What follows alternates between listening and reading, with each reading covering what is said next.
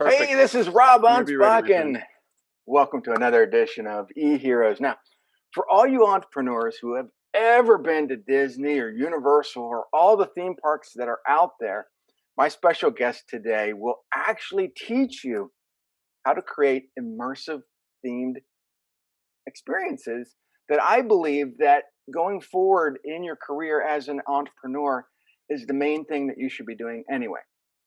So welcome, Theron Skees, and it's an honor to have you here, and I think the audience is going to be really impressed. Awesome. Well, thank you very much for the invitation. It is a pleasure to be with you. Being invited to talk about something that you really love and that you're passionate about doesn't really feel like work at all. I always find it very, very enjoyable. And I just want to riff off of something that you said in your introduction that I really find completely appropriate for today's globally, pandemically challenged world, economic world. And that really is the fact that I truly believe that story and experience as two categories are really, really important for any business, right? Mhm. I mean, you could just tell me pretty much any business, and having creating an emotional connection with your clients, with your consumers, your visitors. There's no way to really go wrong with that. And Right. especially if you have a brand that, especially if it's been around for any amount of time, you can generate a really great story around your brand that makes that connection. And you can see the brands that do that very well are still around. They've survived, I think, in general. And then other brands that weren't able to adopt are no longer in business, you know? The very first chapter, of my very first book was called "Share Your Story," and without people understanding who you are, what you do, and how you do it, or where you came from, they're not going to get that sense of trust, or to want to shell out money to hire you, or to Yeah, buy your product, true. or visit your theme park, and you know that story is so powerful. But people I think shy away from sharing their story. Yeah, I think in some ways, what my experience has been as a creative executive, literally worked with Walt Disney Imagineering for the last 23 years, been in the what we call themed entertainment industry for the last 30 years, and that was film and television and commercial work as well as theme parks, resorts, hotels, water parks, retail dining, entertainment, cruise ships, attractions. It's just a huge, huge industry. Mhm. And the most consistent element within that industry, besides design, right? You got to have design and creativity, obviously, is story. That is the thing that links pretty much everything in that experience together. And I do spend a fair amount of time with the what I call the next generation of themed experience designers. I do lecture at several different universities, and as I mentioned to you previously, I do teach, and I really enjoy bringing the idea to these students, to this next generation, the idea that when you work in the themed entertainment industry, those core competencies that you have to kind of connect an audience to a immersive experience, right? And you're building this world, in a sense, world building experience.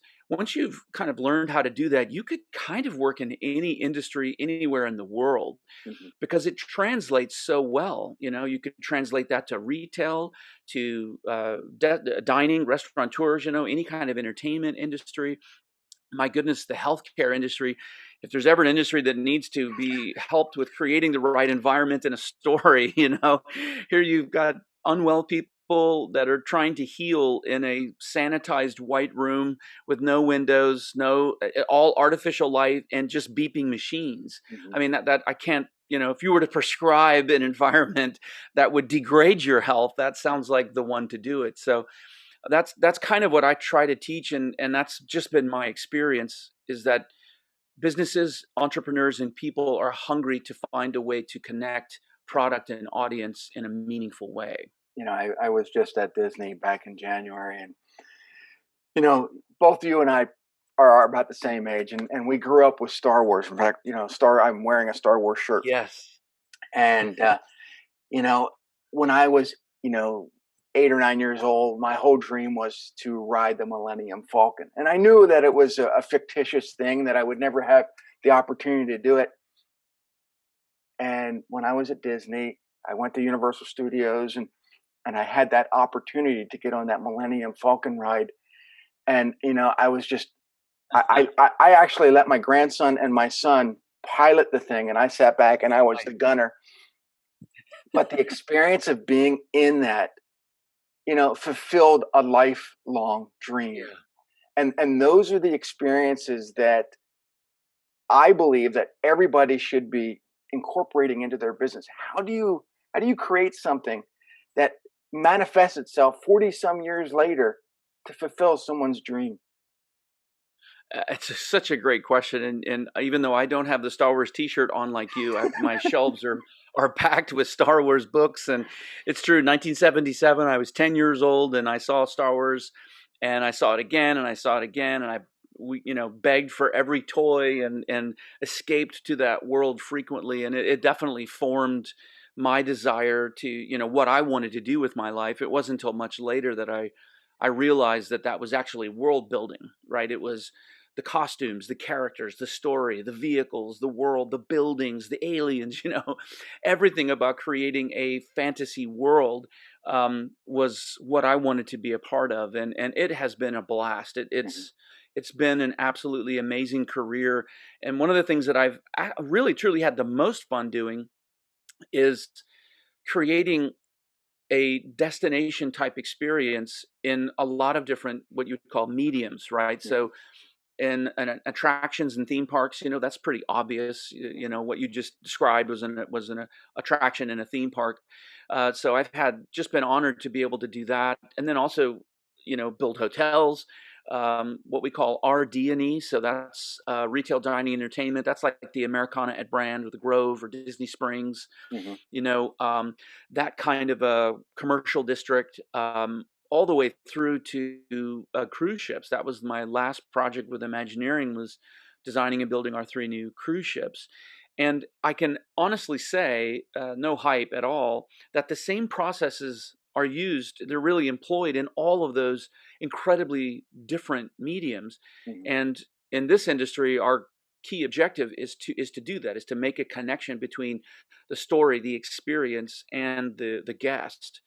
And I think you do that because you realize, it's like Walt said, you have to know your audience, Mhm. right? Now that's whether you're giving a speech or whether you're designing a product that is actually an experience. Right. You have to know your audience. I've worked in the US, Europe, and Asia, and those are 3 different environments of telling stories. And if you don't know the audience to which you're telling a story, that story has a chance to not be relevant. Right. And what a huge waste, Yeah.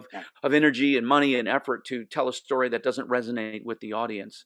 Yeah. So that'd be my first recommendation of anyone in business trying to connect their story, whether that's their brand, a product, whatever, to their audience, is really understand the audience. Yeah. I mean, being from, going to Europe, I've been to Germany, I've been to Italy, I've been to France, and each culture is a little different. So when you're telling a story, you have to incorporate that culture in there so that they have an understanding of where you're coming from. Absolutely. I find that when I go there, people are like, "Oh, you're from America. Great. Are you from California?" "No, I'm from Pennsylvania." And they're like, "Oh, the Amish." "Really? That's all you think about?" So it's like, At least at least stereotype is universal, right? It that's right. happens here and there. And Yep. it's but when I go to, I prefer Disney over any other amusement park. Um, you know, I live in Lancaster County, and our closest amusement park is Hershey Park, and everybody's like, Mhm. "Oh, Hershey chocolate, yeah, that's the same thing." But Right. when you get on a regular roller coaster, you see the framing, you see the inside, you can see through it, and to me, it's just boring. You know, Great, you get on it, you have your 2 minute ride, Disney and some of the other parks now are doing it. They're theming everything around that roller coaster. So, like Mine Train from Mm, Disney, you don't see the framework of the roller coaster. What you see is the environment around it, and and yeah, the details are just so incredible. People are like, "Wow, I I, just have to ride this again and again and again." yeah. It is a fundamental difference between two completely different businesses or two different ways to um, two different industries, Mhm, right? In a sense, it'd be like comparing a movie theater, Dolby Digital movie theater with a drive-in. mhm, They both show movies, and they're both great experiences. They're just you have different expectations because it's a different way to deliver, a product. mhm, That's what you've described as the difference between an amusement park and a theme park. yeah, Now, I know it's really popular for every amusement industry to call themselves a theme park, but unfortunately, it's a misnomer. mhm, A theme park is what Walt invented, right, in Disneyland in 1955, right? mhm, And that idea is a choreographed experience from beginning to end, right? From the moment guests enter, that experience is choreographed. There's a story, an overarching story for the property. There are lands that have individual stories that aren't different from the overarching story, but they're segmented versions of that. And then within each land, there are attractions and shows and things to see that are all story driven. right, So the space in between the attractions or between the shows, that actually is a connector for the story. So mhm, it's a very different approach. It's a different financial model. It's a different income model. It's very, very different. Amusement parks are just that. They're a collection of rides, shows, experiences. And, I'm a huge roller coaster enthusiast. I love it. mhm, But when a visitor visits an amusement park, they go for the thrill of it. They yeah, go for the excitement of the ride. It's an unabashed, representation of the ride and of the technology, and in a sense, in itself has a beauty to it, right, right? And I think that's the way that people should look at it. The only reason those two things I believe, are in competition with each other is because it's the same reason that in Florida, where I live, the going to the beach is a competition with Disney World, yeah, or you know what I mean. A tourist is going to come to Florida with a certain amount of time and a certain amount of money, yeah, and if they choose to go to the beach or to go deep sea fishing or any of the cool things you can do in Florida, then that becomes a competition to Disney, mhm, right? Because you're not there. So a lot of people do get hung up on what's better, and it's fine to judge it that way. I don't like to because I think they're fundamentally two different experiences, and are frankly designed that way. mhm. So how'd you get involved with with Disney and Imagineering and doing the impossible? Well, thank you for asking. It's a great question. I grew up in a house where my dad was a builder into construction, and from the youngest age, I was always on a job site building something. And to the point where we had shop days right on Sunday in our house, so we were always sanding and hammering nails or doing something. And what a fabulous way to actually grow up, because as you mature into that and you're really participating in it, you realize there's a set of drawings that you see that you then translate through hard work and your trade craft, your skill, your intelligence, and then you build something that's both beautiful and functional to the owners of that thing. And I think I really fell in love with that process. And I was naturally kind of gifted with a creativity. I really explored that through high school and my first 2 years of university. And I kind of got out and got into the world and never really went back to college. It was sort of like this idea of never letting schooling getting in the way of your education, right? Famous Mark Twain quote. And it's not that I have anything against education. I was just having too much fun applying the art and learning from the masters to then put all of that on hold and go back to school. So I kind of grew up through the system, and I already mentioned I fell in love with Star Wars, and I decided that's what I wanted to do with my life, even though I didn't really know what that Right. was. I moved to Florida and got into the film business because it was starting here in the late 80s. And I found myself getting hired by HBO Pictures and worked on my first film and learned a ton. And I kind of started working from film to film, TV show, commercials, and my family was growing, and I kind of just was like, you know what, this is cool. I like this, but it's not really what I want, right? We At the end of filming, we chainsaw the sets and recycle what we can and throw the rest in the garbage. And it's like so many people would love to be on a set. How cool is it to walk on the asteroid set from Armageddon, which I did in Soundstage 2. Bruce Willis and the gang was walking out one door and I was walking in the other, and you're in this immersive environment, and it's cool. Yeah. So that led me to theme parks, and because of my background in construction, I started in, believe it or not, artificial rock work.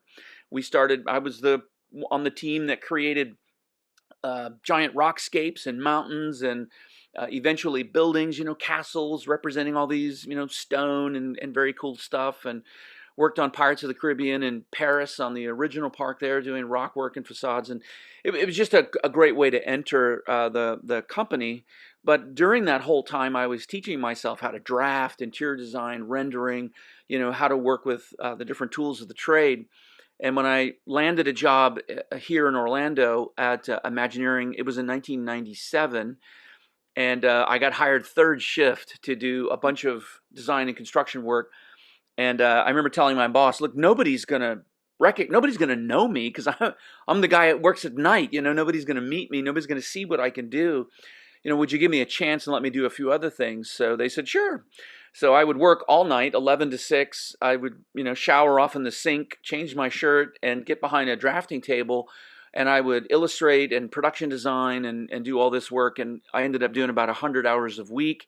And it was crazy, but the point was made. I can do a lot more than just this one trick pony. And the rest is kind of history. I got hired and full time, and that was in '97, and I'd been working all the way through till this last December, so 23 years, and just took the opportunity to grow. Every job, every person that I met, just tried to be SpongeBob, Hmm. absorb everything I could and put it to work. Oh, and I've shared this with the audience many times before, but it's the power of changing your own stars. I did it when Yes. I had my carpet cleaning business for so long, and I finally said, enough's enough. I know I can do more. And Yeah. midway Love that. through owning this cleaning business, I started teaching marketing to other cleaners and doing all kinds of stuff, just so I knew that one day I could do this alone and not do that. And Yeah. after my first book came out, that was the catalyst, and so I sold the cleaning business, went to do this full time, and I haven't looked back. I mean, it's just amazing. I love what I'm doing. Incredible. Honestly, my goal when I was probably a kid, a young adult, married young, I always wanted to work for Disney. But as I go to the parks, probably every year now, I look at the employees and how patient they are, and Mm. how kind and non-sarcastic, and I'm thinking, no, I couldn't do that. I'd probably be fired within the first 5 minutes for you know hitting somebody with common sense, and yeah, Yeah. so my Disney career probably wouldn't last too long. So I'm glad it lasted pretty long for you, because it's amazing, because but the thing is your career is still going. Maybe not for Disney, but now you're teaching and coaching and mentoring people who want to do what you do I think that's been the biggest, you explained wonderfully and eloquently your sort of epiphany moment where you eloquently. got Me, the opportunity. I don't Yeah, do I know. I'm just, eloquently. it sounded pretty eloquent. You made this pivot, you made a change, and Yeah, it's never easy, and it takes guts, yeah, and it takes commitment and a lot of late hours and everything. And that's the same that happened to me, right? I started off as a freelancer. Was my kids were little, I joined a company, became a corporate person, and enjoyed the benefits of that and the stability of that. And Mhm. then with this crazy pandemic that's going on, thousands of people are just horribly impacted, and happened to me. Right here, I'm a corporate VP, one of 12 in the world that report directly to the president of Imagineering. We're very highly hybridized in what we do, very specialized, Mhm. and it just stopped. Right, Yeah. so being able to pivot, and I think that's the biggest thing I learned working for Imagineering, working in the themed entertainment industry, is being adaptable, right? Yeah. One of my favorite quotes, and you'll find this on my website, is from Bruce Lee. And, he says, "Be like water, my friends." And the basic idea is that to be adaptable, truly adaptable, you're like water. You Mhm. take the shape of whatever vessel you're put in. And if there's more vessel than water, you need to find some more water to fill that vessel, and vice versa, right? If it's smaller, you lighten up, you lose the water, and you tighten up. And that illustration I've just used for so many years, and it's so apropos for where I'm at now, Mhm. starting my own company and kind of spreading my wings, really enjoying the freedom of actually being in lots of different markets. It's very, very rewarding. Right. I wouldn't definitely say I'm in a cash flow positive way yet. Only been a couple months for me, but the responses that I'm getting and the traction feels great. I love waking up in the morning with my wife. That hasn't happened in 33 years. I was always out of the house, before the sun came up. So there's some really nice benefits there that I'm enjoying. Yeah, it's. I think once the passion kicks in and you realize that you love what you do, it doesn't matter how many hours you put in. Although over the years I've kind of curtailed that from the average 12-hour days down to about 6-hour days, and people look at me going, "You only work 6-hour days?" Well, I kind of work a little less than that, but that's what I'm telling you. I have a system that kind of runs everything, which Nice. makes it so much That's better. great. Because people don't understand. We as Yeah, entrepreneurs can make our own hours. We can work our own, whenever we want. And so if I get up at exactly. 2 o'clock in the morning and I want to work 2 hours, it's beautiful. If I want to work at 10 o'clock at night for a couple hours, that's what I do. There Yeah, is no it's set. so true. Yeah, I nothing's love that set. freedom, and I think that adds to your quality of life, right? When you truck down the road every morning and you're in the office by 7, which was my world, right? And you don't even get home till close to the same time in the evening, right? 6, 7 o'clock. You're taking email till 11, right? You're working on Saturday sometimes, right? On the email. I can't tell you how many Sundays I flew to wherever I was going. Sometimes it was overseas and I didn't get back until the following Sunday. Yeah, And that's just nutsy. It's just, and what one thing that this pandemic has proven is you can do a heck of a lot from home, right? yeah. So that's kind of where I'm at Well, right now. There's my my no my more 60 neighbors hours. my neighbors look at me sometimes and they'll say, "Don't you work? I always see you at home." I said, "Dude, I have a Exactly. laptop. I have a phone. I can work wherever I Exactly. want." And Exactly. they And don't get it. whenever I want.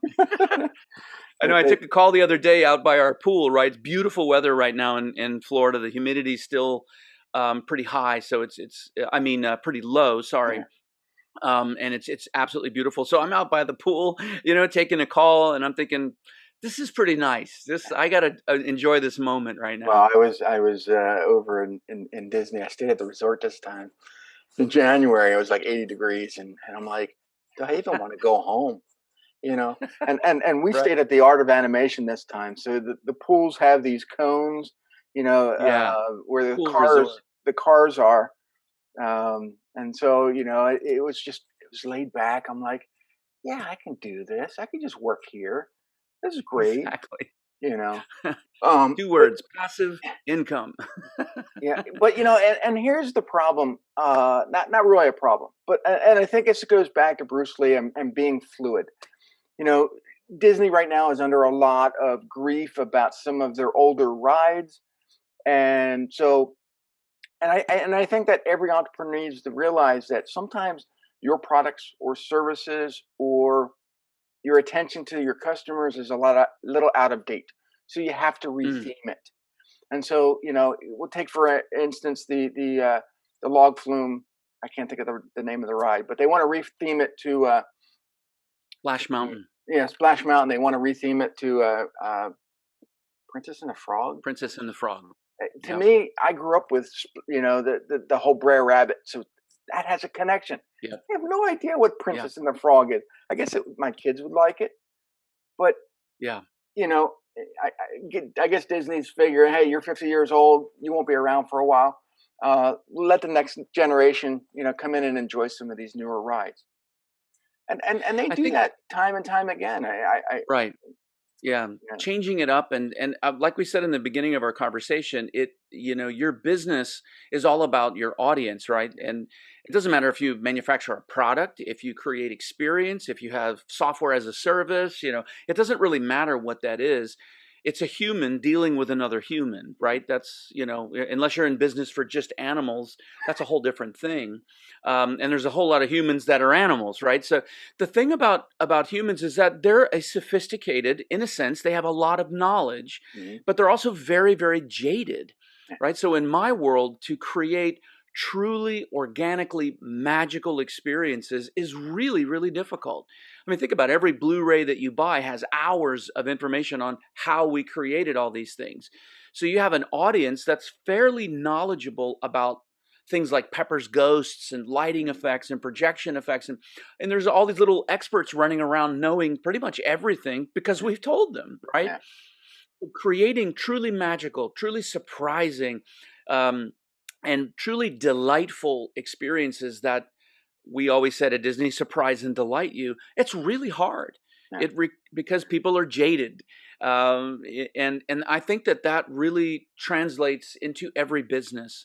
So because the audience is always changing, they're jaded, right? They're fickle. This is cool one day, something else is cool the next day. That's whether that's apparel, fashion, whether it's, I remember Blackberries, right? Everybody had a Blackberry, a while ago. Now you can't even find the thing, right? So it's so much changes so quickly in our world. Adaptability is key. If you can't, like water, shift and change to fit the shape and to fit the culture, if you can't, look ahead at what's trending and connect some dots and lay yourself a breadcrumb to follow, and if you don't take risks, I think that the steamroller of life and this current economy is just going to steamroll right over you, Yeah. and that's hard. Yeah. And as we get older, we kind of look at You things and would, I say, mean, who'd ever thought that Sears would be out of business? oh, I know, but as Sorry. we get older, we kind of look at our lives and say, do we want to take a risk, or do we want to kind of ease into it? And I understand that. We don't want to risk it all, but Yeah. I think that as we don't also don't want to fade away. So we have to take these, Yeah. and what I call micro risks. We take these Yeah. steps every single day to kind of make sure that our brand, our audience is still with us, is still viable. And if we have to, Yeah. I don't like to say rebrand. I hate rebrand. I think too many Yeah. entrepreneurs, they think, oh my God, people aren't getting my logo. They're not getting this. They're not getting. I should rebrand. Every year they're rebranding. Oh boy. Yeah. Retheme what you're currently doing to make it Yeah. adaptable to your audience. Yeah. Even a single drop of black paint into a whole big giant bucket of white paint changes the color indefinitely. Hmm. So in a sense, even those subtle changes can make a huge difference. So I 100% agree with you. You can't expect to build brand equity of any kind if you continually changing, right? Leverage the brand equity that you have built, understand where to change, add, refocus, and then build on the shoulders of what you already had. I love that. So you offer coaching and mentoring. So how does my audience get a hold of you? And what do they what can they expect? Awesome. Well, I appreciate the opportunity to mention that. My company's called The Designers Creative Studio, and you can Google me under that name. You can certainly look me up on a lot of different social channels under that name, or my name, Theron Skees. And two of the type of services that I offer are coaching, which really helps professionals that are in the business right now who want to make a move, who want to change things up. One of my clients was the president of a company who wanted to, for example, integrate more story into the company and be able to reach his clients in a different way. So it was great. We had 3 different sessions, and now I'm actually consulting for him. So that was a great relationship. I also guest lecture in a few different universities, specifically with themed entertainment design. But I do have a consultancy business where I'm perfectly happy to work on a 2-hour project, a 2-day project, a 2-week project, a 2-month project. I'm not too picky about those things. I love to help move the needle with companies, with brands. I love working with entrepreneurs. I'm one myself. And there's a surprising amount of collaboration that can take place with an entrepreneur about positioning themselves to either reach their consumers in a new way, to brand themselves in a new way. Most of the things that I've done in my career, you could probably boil it down to, even though I worked for Disney, I looked at Disney as my client, right? Mhm. Because I was, whether it was the cruise lines or a restaurant or a hotel, whatever it was, they were a client that had a brand, and that brand had a specific audience, and they had business goals to achieve with the project. And my goal was to deliver all that for them. So now, outside of Disney on my own, I really work to try to take that approach with my clients, right? What do you want to do with your brand? How do you want to create a dimensional representation of your brand? Do you want to create a brick and mortar store? Does your online presence, is it different branding? Does it represent it differently than what your physical store presence is? And how can we make that better? Do you have a service? How do we bring branding throughout your entire service and into your customer experience? So I have fun doing a lot of different things that way. It's not all just theme parks. In fact, all my clients right now are not in the theme park market, and I'm really enjoying that. So Designers Creative Studio is my website. Love it if you'd come. Anybody can subscribe for free. I have a blog, a bunch of different information on there. I just love to stay in touch with people. Instagram, LinkedIn, all the usual stuff. You can find me there too. And it's a great website. I was just on it earlier, and there's a lot of great information, and I think my Thank you. audience will love it. So if you're out there and you're thinking about retheming, what you're doing, and you want to get some inspiration, go to designercreativestudio.com and visit Theron. And this is why Theron's an e-hero. So, guys, thank you very much. Thanks for listening, and we'll see you guys on the next episode. Adios.